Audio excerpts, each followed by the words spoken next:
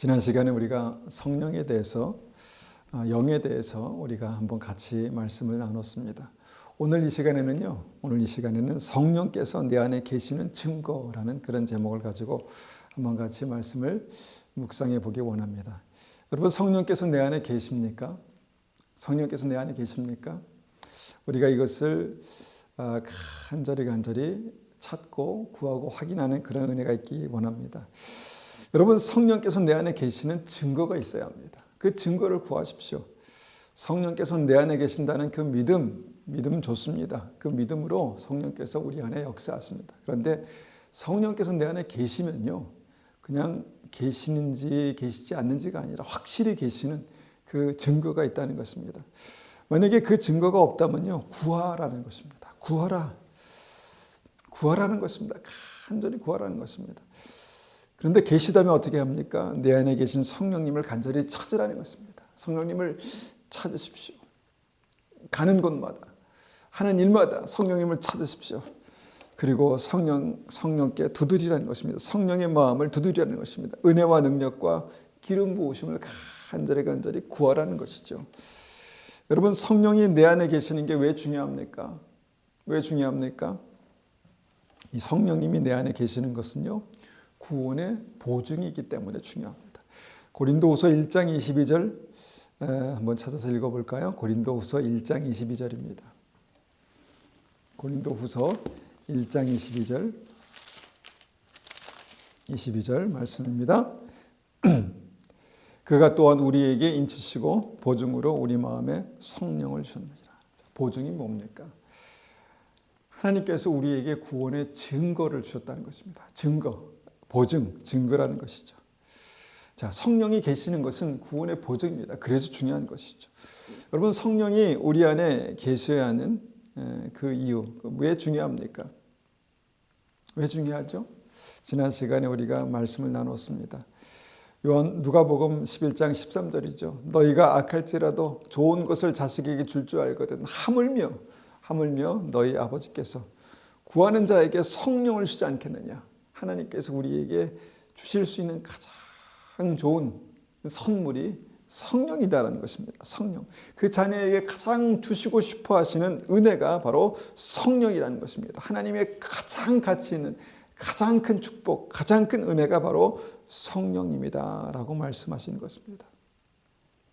그래서 우리가 성령을 잘 모를 수 있지만 우리가 하나님을 믿으면, 주님의 말씀이 진리인 것을 믿으면요, 갈망하라는 것입니다. 성령 받기를 갈망하라는 것입니다. 구하고 두드리고 찾으면 주시겠다 말씀하셨습니다. 여러분, 우리가 어떨 때 갈망합니까? 무엇을 갈망합니까? 여러분, 사업하시는 분들은 사업 성공을, 사업에 대박 나는 것을 간절히 찾습니다. 구합니다. 아마 성령을 그 정도만 찾을 수 있다면 여러분의 인생은 대박 날 것입니다. 여러분, 젊은 사람들은 사랑하는 사람을 만나기 위해서 구합니다. 간절히 찾습니다. 그 정도 열정을 가지면요, 우리가 사랑하는 주님을 만날 수 있습니다. 성령을 통해서.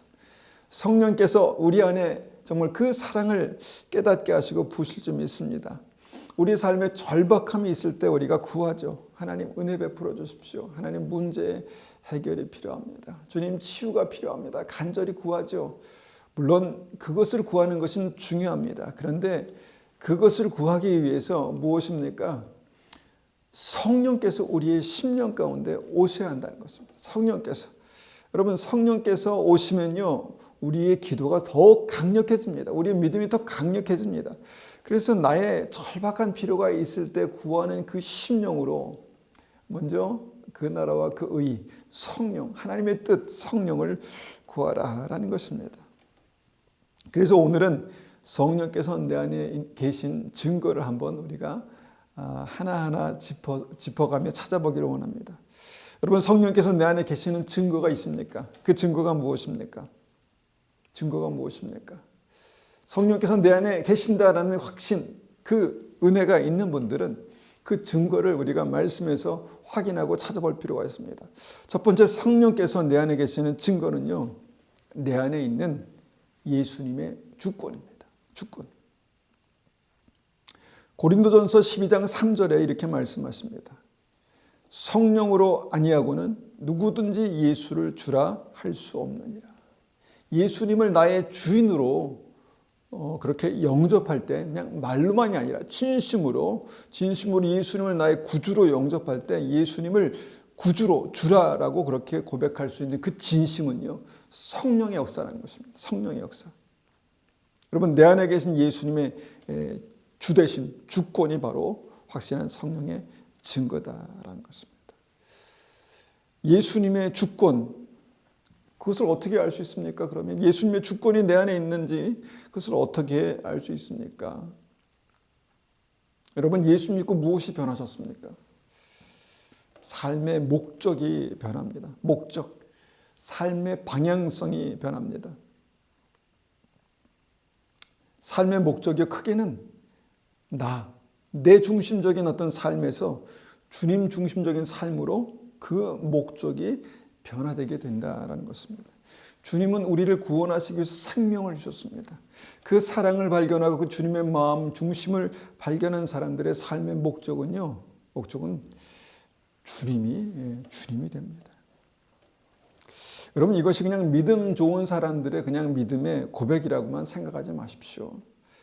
여러분, 사랑하는 사람이 정말 사랑하면 여러분, 그 사랑하는 사람을 위해 살게 됩니다. 그렇지 않겠습니까?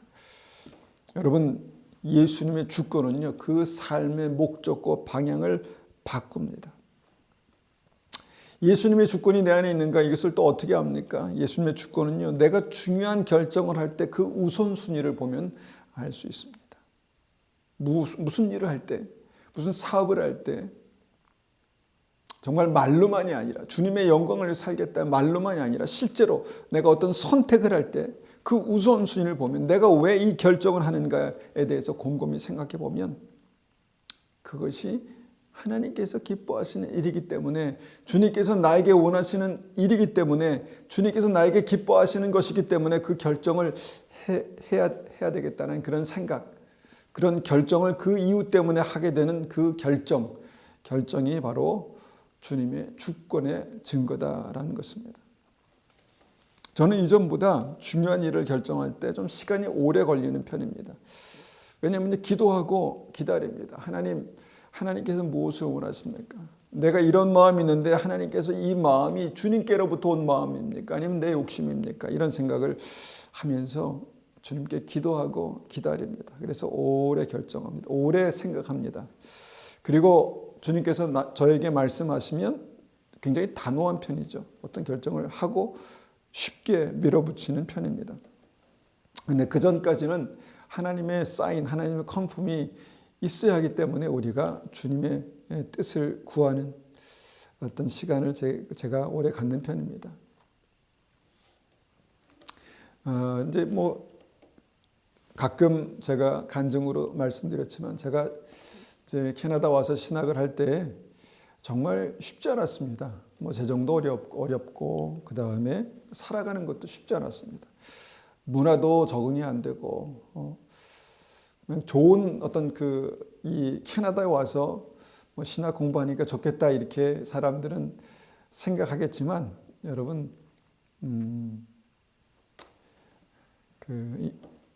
캐나다를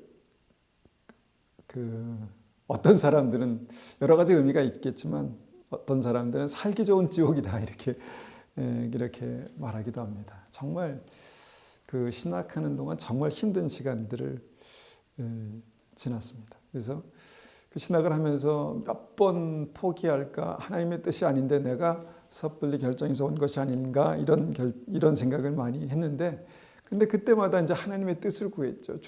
주님께서 인도하시는 것이면, 주님께서 인도하시는 길이면 주님 길을 열어주십시오. 그때마다 주님께서 저에게 어떤 길을 열어주시고 내가 원한다라는 그런 컨펌을 주셨습니다. 그리고 그 일들을 끝까지 이제 완수했을 때 결국 주님께서 놀랍게 축복하셨죠. 사역도 그렇습니다. 사역도 여러분, 이민 목회가 쉽지 않다는 말을 많이 합니다. 그런데 실제 목회해 보지 않으면 알 수 없습니다. 알 수 없다고 생각합니다. 그러니까 캐나다에서 30년 동안 이제 목회를 하면서 참 여러 가지 어려움이 많았습니다. 재정의 어려움 물론 많았죠. 또 상처도 많았습니다. 상처도. 여러분 그 가장 큰 어려움과 상처 중에 하나는요. 정말 사랑과 중보와 섬김으로 정말 그 주님의 사랑을 부었는데 이제 어떤 그 여러 가지 이유가 있겠죠. 그렇게 이제 사랑과 중보와 어떤 애정을 쏟아부었던 성도님들이 떠날 때는 말없이 한순간 말없이 떠나시더라고요. 얼마나 그 상실감이 있겠습니까? 그런데 그것을 견뎌가면서 하나님께서 나의 삶에 인도하시는 이 길이 목회의 길이 맞는가라는 그런 심각한 갈등, 어려움도 고민하는 시간도 있었지만 그때마다 주님께서 맞다라는 그런 어떤 컨펌을 주셨습니다. 내가 주님께서 인도하시는 길이 맞다라고 그렇게 주님께서 말씀하셨죠. 그리고 그냥 믿음으로 한 걸음 한 걸음 걸어오다 보니까 이제 오랜 시간이 지났는데 그 시간 동안 저에게는 제 개인적에는 놀라운 은혜가 있었습니다. 놀라운 축복이 있었습니다. 여러분 믿음으로 주님의 길을 가면요. 믿음으로 주님의 길을 가면 주님께서 그 길에 정말 중요한 갈림길마다 컨펌을 주십니다. 내가 너를 인도하고 있다라는 그런 컨펌을 주시고요. 그 길을 끝까지 갔을 때 주님께 축복하시는 놀라운 은혜가 있습니다. 우리 인생을 정말 주님께서 인도하십니다. 그러니까 주님의 주권이 바로 성령께서 내 안에 계시는 증거다라는 것을 우리가 이해할 수 있다라는 것이죠. 두 번째, 성령이 내 안에 계시는 증거가 무엇입니까? 성령이 내 안에 계시는 증거는요. 강건한 속사람입니다. 강건한 속사람. 에베소서 3장 6절 말씀 보겠습니다. 에베소서 3장 6절입니다. 에베소서 3장 6절. 죄송합니다. 에베소서 3장 16절입니다. 에베소서 3장 16절 받들어 읽습니다. 그의 영광의 풍성함을 따라 그의 성령으로 말미암아 너희 속사람을 능력으로 강건하게 하시오며. 자, 너의 속사람을 성령으로 말미암아 강건하게 하신다라고 말씀하십니다. 여러분, 우리의 속사람을 강건하게 하시는 성령님이 계시면, 성령님이 우리 안에 역사하시면 우리의 속사람이 강건해진다라는 말씀입니다. 여러분, 속사람이 있습니다. 속사람이 누구입니까? 나의 속사람이 어떤 존재입니까? 내 안의 속사람은요, 간단하게 말씀드리면 내 영혼입니다. 그러니까 영과 혼을 말씀하는 것이죠. 자, 내 영과 혼이 우리가 좀 분리해서 생각해 보면 내 혼을 강건케 하시는 어떤 그 은혜가 있습니다. 무엇입니까? 내 지식과 내 정서와 내 의지를 믿음으로 강건케 하신다는 것입니다. 잠언 10장 21절 제가 한번 읽어보겠습니다. 한번 찾지 마시고 들어보십시오. 잠언 10장 21절 보니까 의인의 입술은 여러 사람을 교육하나 미련한 자는 지식이 없어 죽느니라. 자, 의인의 입술은 여러 사람을 교육하나. 의로 교육하시는 하나님의 말씀, 지식의 말씀이죠. 근데 미련한 자는 이 지식이 없어서 죽는다고 말씀하십니다. 우리를 살리는 이 지식, 하나님의 말씀, 지식입니다. 호세아서 4장 6절도 한번 제가 말씀 읽어보겠습니다. 호세아서 4장 6절입니다. 내 백성이 지식이 없음으로 망한도다. 내가 지식을 버렸으니 나도 너를 버려 내 제사장이 되지 못하게 할 것이요. 내가 내 하나님의 율법을 잊었으니 나도 내 자녀들을 잊어버리리라.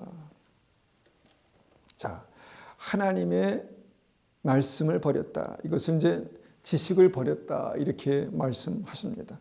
하나님의 말씀은요, 지식입니다. 지식. 우리 생명을, 영혼을 살리는 지식.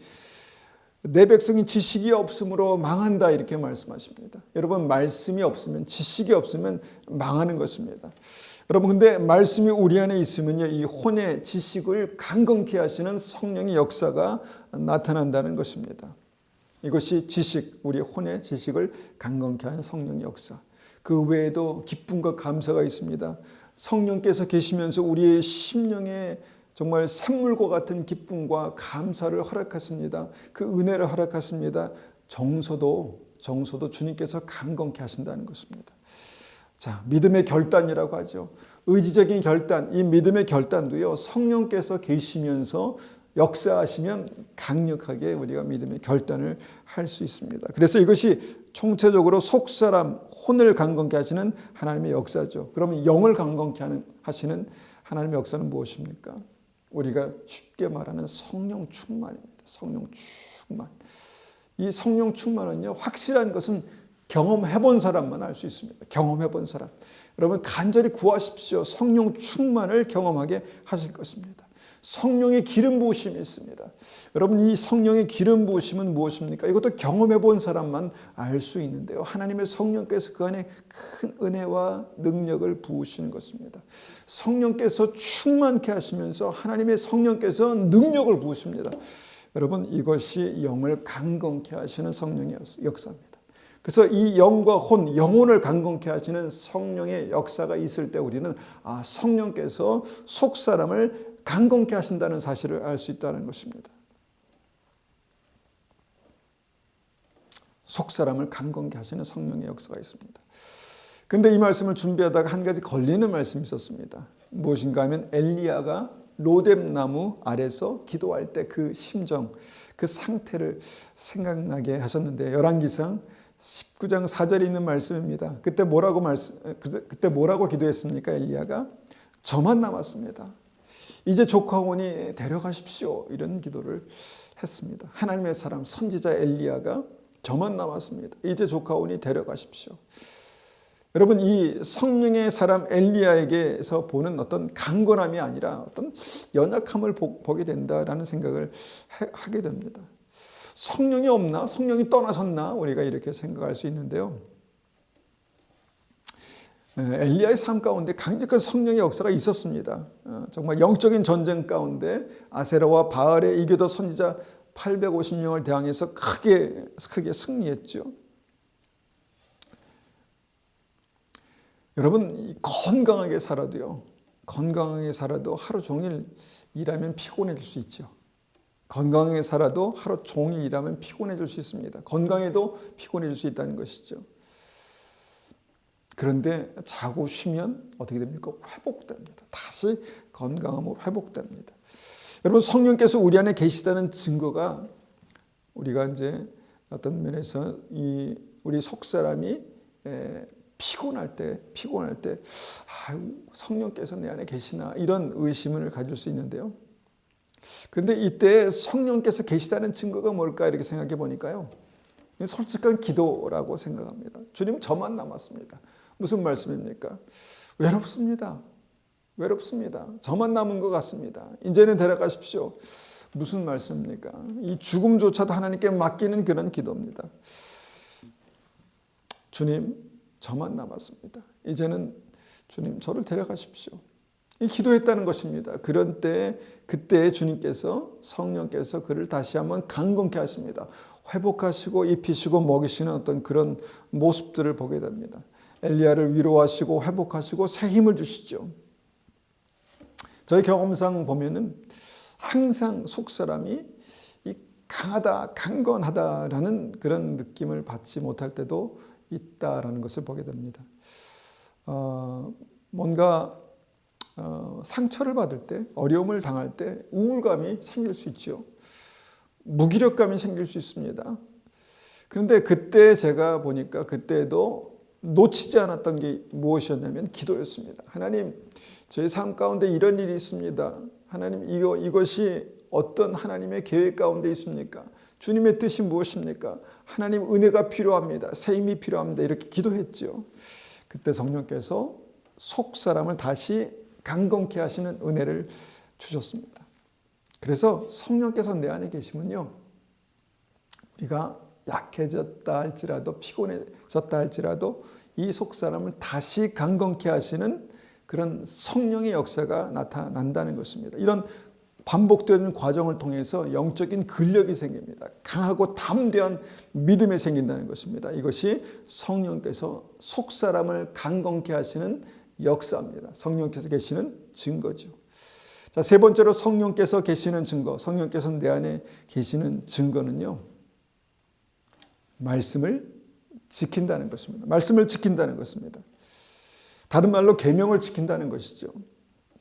우리가 계명을 지킨다는 것을 굉장히 율법적인 믿음이다라고 그렇게 생각할 수 있습니다. 그런데 여러분, 율법적인 믿음은요, 그냥 내가 아무 생각 없이 그냥, 그러니까 의지, 내가 어떤 간절한 열망과 의지와 사랑 없이 그냥 수동적으로, 피동적으로 그냥 뭘 지키는 어떤 그런 믿음을 말하는데요. 그냥 계명을 지킨다는 것은 그것과 조금 다릅니다. 계명은 분명한 목적이 있습니다. 주님을 사랑하고 주님과 동행하기 위해서 주님께서 나에게 주신 그 하나님의 뜻을 내가 살아가는 것입니다. 그러니까 계명을 지키는 것은요, 성령께서 내 안에 계신 증거다라고 볼 수 있습니다. 여러분, 믿음은요, 은혜는요, 잘못 이해하면 그냥 아무렇게나 살아도 하나님 다 받아주신다, 이렇게 우리가 생각할 수 있는데 이거 방종입니다. 하나님의 뜻과 상관없이 그냥 내 뜻대로 살아도 하나님은 은혜를 주신다. 이것은 믿음의 바른 방법이 아니라는 것입니다. 하나님은요, 당신의 사랑하는 자녀들에게 생명의 길, 무엇입니까? 생명으로 걸어가야 할 길, 계명을 주신다는 것입니다. 구약의 10계명을 대표적으로 주셨죠. 그러면 이것이 무너졌습니까? 아닙니다. 신약엔 복음을 주셨습니다. 복음은요, 예수님께서 내 주인이 되시는 믿음입니다. 예수님께서 나의 주인이 되시는 믿음입니다.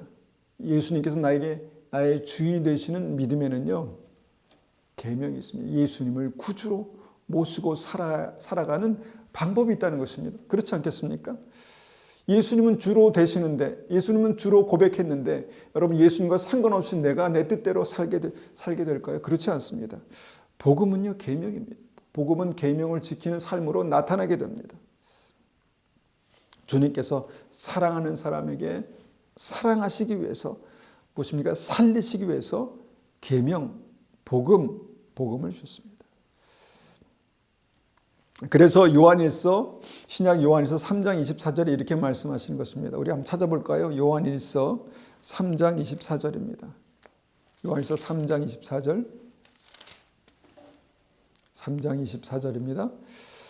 그의 계명을 지키는 자는 주 안에 거하고 주는 그의 안에 거하시나니 우리에게 주신 성령으로 말미암아 그가 우리 안에 거하시는 줄을 우리가 아느니라. 자, 뭐라고 말씀하십니까?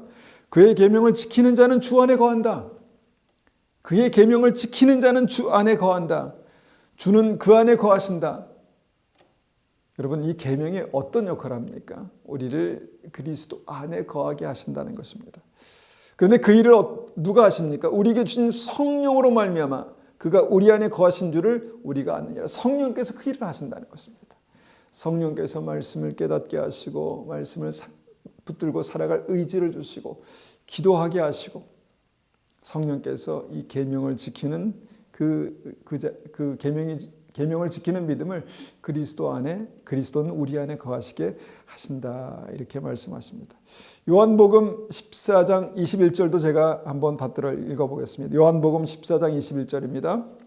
나의 계명을 지키는 자라야 나를 사랑하는 자니 나를 사랑하는 자는 내 아버지께 사랑을 받을 것이요 나도 그를 사랑하여 그에게 나를 나타내리라. 여러분, 이 말씀의 시작이 무엇입니까? 계명 아니겠습니까? 나의 계명을 지키는 자라야 나를 사랑하는 자니. 사랑이 무엇입니까? 지킬 것이 있는 것입니다. 사랑하기 때문에 내 마음의 의지로 지켜나가는 그 사랑의 어떤 약속이 있습니다. 계명이 그것입니다. 나의 계명을 지키는 자라야 나를 사랑하는 자니 나를 사랑하는 자는 내 아버지께 사랑을 받을 것이요. 여러분, 사랑은요, 계명은요, 하나님께서 우리를 사랑하시는 통로입니다. 그렇지 않겠습니까? 그냥 의무고 그냥 법이 아니라 하나님께서 우리에게 오시는 통로고 하나님께서 우리에게 은혜와 축복을 베푸시는 통로입니다. 통로. 건강하게 사는 법, 원칙이 있지 않습니까? 건강하게 사는 원칙이 있지 않습니까? 이것을 우리가 계명이라고 생각하면 부모가 자녀에게 건강하게 사는 법을 만약에 말한다고 생각해 보십시오. 거기에 무엇이 있습니까? 사랑이 있습니다. 그 사랑에는 원칙이 있다는 것입니다. 나의 계명을 지키는 자라 나를 사랑하는 자니 나를 사랑하는 자는 내 아버지께 사랑을 받을 것이요.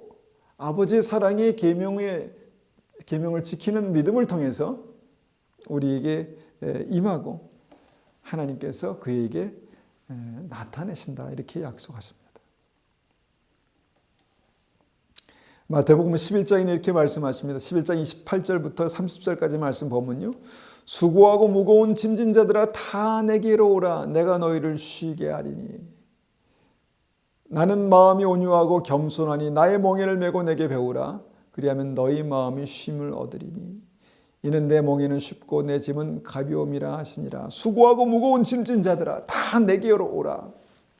여기까지만 읽으면 주님의 은혜는 그냥 거저 주시는, 값없이 주시는 그 은혜로 끝이구나 라고 생각할 수 있는데, 무슨 말씀합니까? 나는 마음이 온유하고 겸손하니 나의 멍에를 메고 내게 배우라.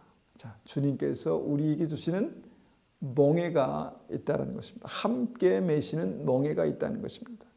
막 힘들고 어려워서 억지로 끌려다니는 그런 멍에가 아니라, 주님께서 우리에게 주시는 멍에는 쉽고 가벼우니, 왜냐하면 주님께서 모든 걸 감당하셨기 때문에 그렇죠. 그럼에도 불구하고 주님과 함께 지어야 하는 그 멍에가 무엇입니까? 바로 계명입니다. 계명. 쉽고 가벼운 멍에, 이것이 바로 계명을 지키는 믿음이다 말씀하는 것이죠. 온전한 믿음으로 드리는 예배가 무엇입니까? 지키는 것입니다. 드리는 것입니다. 여러분, 나의 삶을 구별해서 시간과 재물을 들여서 하나님을 경배하는 것이 무엇입니까? 지키는 것입니다.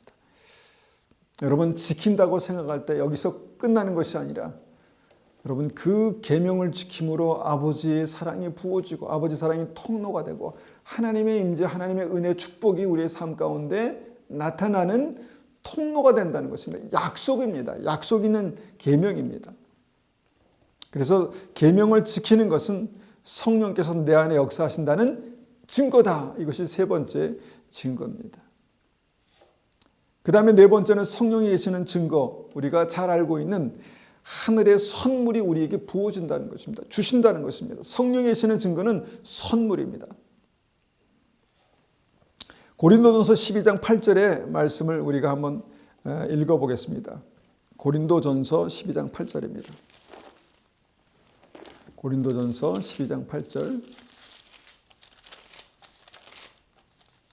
12장 8절부터 12절까지 말씀을 받들어 읽겠습니다.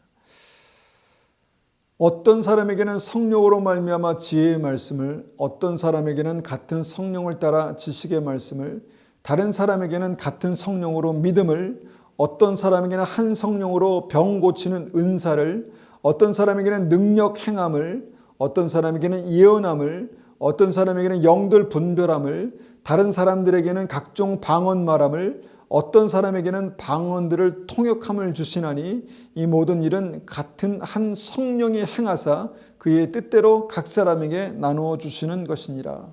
우리에게는 없지만 하나님께서 하늘의 것을, 하나님의 것을 우리에게 부어주시는 특별한 것이 선물이 있다라는 것입니다. 지혜가 그렇습니다. 지혜. 하나님께서 부어주시는 놀라운 지혜가 있습니다. 솔로몬이 그 지혜를 받았다고 하죠. 하나님의 성령께서 우리에게 부어주시는 놀라운 지혜, 성령의 증거입니다. 지식이 있습니다. 생명을 살리는 지식, 하나님께서 부어주시는 말씀의 지식이 있습니다. 믿음이 있고요. 병 고치는 능력, 예언, 영분별, 방언 통역, 하나님의 성령께서 우리에게 선물로 주시는 은혜가 있다라는 것입니다. 여러분, 이것이 성령의 증거입니다. 성령께서 계시면요, 우리에게 좋은 각양각색의 하늘의 은사들을, 선물을 우리에게 부어주십니다. 저는 특별히 이제 2007년에 지혜와 지식의 말씀을 받았다라고 믿습니다. 하나님 앞에 간절히 구하면서 제가 말씀을 읽을 때 말씀이 깨달아지고 이전에 막혔던 말씀들이 뚫리는 그런 역사가 있었습니다. 지혜도 주셨습니다. 때에 따라서 주님께서 그 상황들을 이해하게 하시고, 저는 목회에 주님께서 필요하기 때문에 성령께서 주신 선물이라고 확실히 믿습니다. 여러분에게도 그 지혜와 지식을 주실 것입니다. 구하면 주실 것입니다. 저는 또 방언을 받았습니다. 또한 영들을 분별하는 능력도 받았습니다. 여러분, 영들을 분별하는 능력을 우리가 뭐 신비하게 생각할 것이 아니라 주님께서 주신 그 믿음의 말씀의 그 진리를 가지고 그 영혼들을 바라보면 보이는 것이 있습니다. 약해진 영혼, 병든 영혼, 또 뭔가 이 마귀의 역사, 또 성령의 역사, 그 안에 내재하시는 성령의 역사, 아니면 그 바깥에서 문을 두드리는 성령의 역사, 또 정말 베드로처럼 마귀가 그 주변에서 맴돌면서 방해하는 그 악한 영의 역사, 아니면 그 안에 들어가서 역사하는 악한 영의 역사, 이런 것들을 분별하는 능력을 주신다라고 말씀하셨습니다. 여러분, 신비한 것이 아니라 하나님의 성령께서 그 안에 계시면 그가 필요에 따라서 구하면 그 은혜를 주신다라는 것입니다. 믿음의 능력을 받았습니다. 그렇습니다. 믿습니다. 여러분, 믿습니다. 믿음의 능력을 받습니다. 그리고 필요하시다면 이미 주신 다른 선물들도 사용하게 하실 줄 믿습니다. 성령은요, 우리 안에 계셔서 그런 하늘의 놀라운 선물들을 부어주시는 그 은혜가 있습니다. 여러분, 선물이 무엇입니까? 선물이 무엇입니까? 성령의 역사와 증거다라는 것입니다. 말씀을 정리합니다. 여러분, 성령께서 내 안에 계신 것들이 확인되어야 합니다. 성령께서 내 안에 계신다는 증거가 확인되지 않으면요, 성령님을 구하십시오. 구하라 주실 것이요, 찾으라 찾을 것이요, 두드리라 열릴 것이다 말씀하시지 않았습니까? 성령님을 구하고요, 그 다음에 우리가 성령 받았다고 생각하신다면, 믿는다면 성령님을 찾으십시오. 내가 어느 곳에서 무슨 일을 하든 간에 성령께서 내 삶 가운데 나의 삶을 인도하시고 계시고 붙들고 은혜 베풀고 계신 성령님을 찾으십시오. 그리고 성령님께 두드리십시오. 요청하십시오. 은혜와 선물을 구하십시오. 그리고 마지막으로 드린 간곡한 당부의 말씀은요, 성령을 소멸치 말라라고 말씀하시는데요. 이 부분에 대해서는 나중에 더 깊이 있게 좀 다룰 기회가 있으리라 믿습니다. 데살로니가전서 5장 16절에서 22절 말씀을 읽어보겠습니다. 제가 읽어보겠습니다. 데살로니가전서 5장 16절부터 22절까지 말씀입니다. 항상 기뻐하라. 쉬지 말고 기도하라. 범사에 감사하라. 이것이 그리스도 예수 안에서 너를 향하신 하나님의 뜻이니라. 여러분, 이 말씀을 가지고 살아야 합니다. 그 다음에 19절 그 이유에 대해서 말씀하십니다. 성령을 소멸치 말며 예언을 멸시치 말며 범사에 헤아려 좋은 것을 취하고 악은 어떤 모양이라도 버리라라고 말씀하십니다. 성령을 소멸치 말며, 성령을 소멸치 말며. 여러분, 소멸되지 않는 것을 소멸치 말라고 그렇게 말씀하셨겠습니까? 여러분, 우리가 성령을 소중히 여기고 성령과 늘 동행할 때 성령께서 우리 안에 역사하시고요, 항상 기뻐하고 쉬지 말고 기도하고 범사에 감사하며 성령께서 인도하시는 삶을, 그렇게 생명의 길을 걸어가는 그런 은혜가 우리에게 필요합니다. 로마서 8장 26절도 말씀하시죠. 이와 같이 성령도 우리의 연약함을 도우시나니 우리는 마땅히 기도할 바를 알지 못하나 오직 성령이 말할 수 없는 탄식으로 우리를 위해 간구하시느니라. 성령님은요, 정말 우리를 위해서 간구하시는 분이십니다. 간절한 그 열정, 간절한 열정을 가지고 계신 분이십니다. 여러분, 성령께서는 우리를 도우십니다. 보혜사, 돕는 성령님, 성령께서 우리를 도우십니다. 그리고 우리를 도우셔서 생명의 길을 가게 하시고 영생에 들어가게 하시는 은혜 가운데 살게 하실 줄 믿습니다. 우리가 이 말씀을 가지고 한번 같이 기도하겠습니다. 하나님, 주님께서 우리에게 약속하신 성령을 우리가 간절히 구합니다. 주님, 우리에게 성령의 충만한 은혜가 있게 하시고 성령의 역사를 보게 하시고 성령의 인도하심을 보게 하여 주시옵소서. 한번 같이 기도하겠습니다. 아버지 하나님, 예수를 구주라 그렇게 고백하는 믿음 위에 주님께서 성령을 주신다, 성령을 부어주신다 말씀하셨습니다. 아버지 하나님, 예수님이 우리의 주인 되십니다. 구주십니다.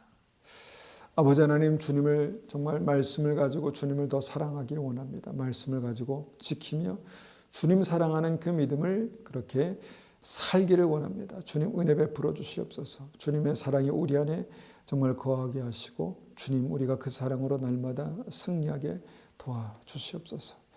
아버지 하나님 성령의 은사들을 구합니다. 우리가 믿음으로 살고 승리하며 영생의 길을 가기 위해서 주님의 하늘의 선물들을 구합니다. 주님 은혜 베풀어 주시고 우리에게 주님 다시 한번 성령의 은사들을 허락하여 주시옵소서. 하나님 정말 그 무엇보다도 우리가 구원의 보증으로 우리 안에 계신 성령님을 간절히 구하며 하나님 하루하루 살아갈 때 우리의 삶 속에서 성령님께서 주시는 특별한 은혜와 친밀감으로 주님 우리가 주님과 성령님과 동행할 수 있도록 성령의 사람 될 수 있도록 은혜 베풀어 주시옵소서. 주님 감사합니다. 지금은 우리 주 예수 그리스도의 은혜와 하나님 아버지의 극진하신 사랑하심과 성령님의 충만하심과 인도하심이 오늘도 주님 앞에 성령 받고 성령의 사람이 되기를 원하는 우리 믿음의 성도님들 머리 위에 가정 위에 교회 위에 지금부터 영원토록 함께 하시기를 축원하옵나이다. 아멘.